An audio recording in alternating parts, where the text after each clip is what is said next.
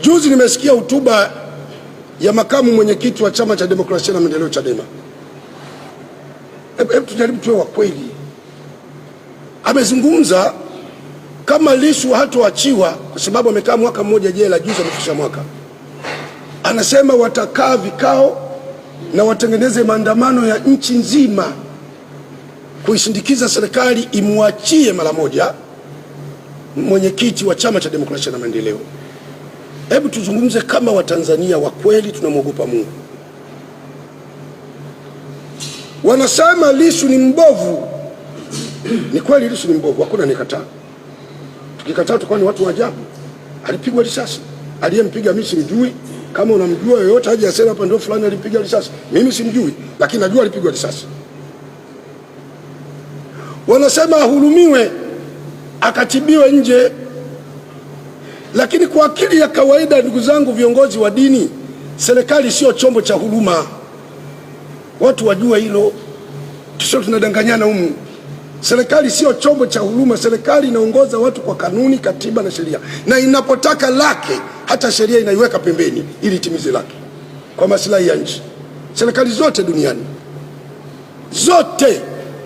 Marekani nimeona juzi polisi mmoja anakampiga kabali mwanamke yule paka anamtaja Yesu lakini kwa kwenye kabali. Jesus Christ amepigwa kabali na polisi. Miaka 6 iliyopita niliona polisi moja kaua mtu, kanyonga mtu barabarani. Sisemi Tanzania polisi wafanye hivyo, msiniku vibaya kwa sababu watu wanachagua yale yanayowafurahisha. Nachotoa mfano. Sasa unapotuambia serikali, sisemi Lissu afungwe au Lissu ana makosa. Yuko mahakamani. Wala jambo lake litastahili kukaa linajadiliwa na watu kama vile tunaishindikiza mahakama.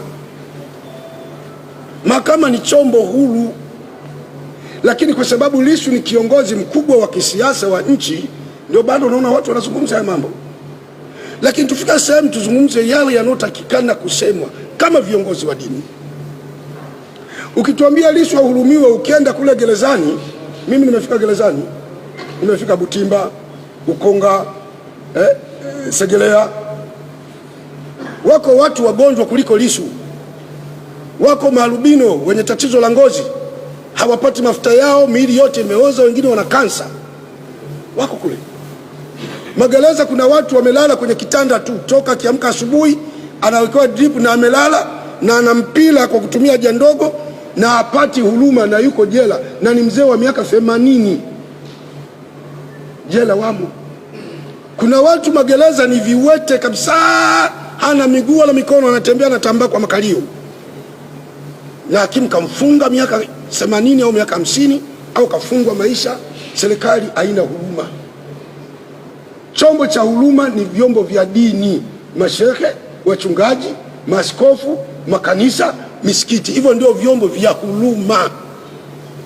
Kwa sababu kiongozi wa dini huruma kwa watu wako. Hivyo ndivyo hata Yesu Kristo alivyokuwa. Na ndio maana Yesu katika kitabu cha Mathayo 11:28 akasema, njooni kwangu nyote msumbukao na mizigo mizito, na mimi Yesu nitawapumzisha.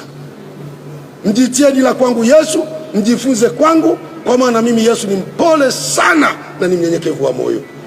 Sasa upole ni huruma. Huwezi kuwa mpole kwa na kiburi.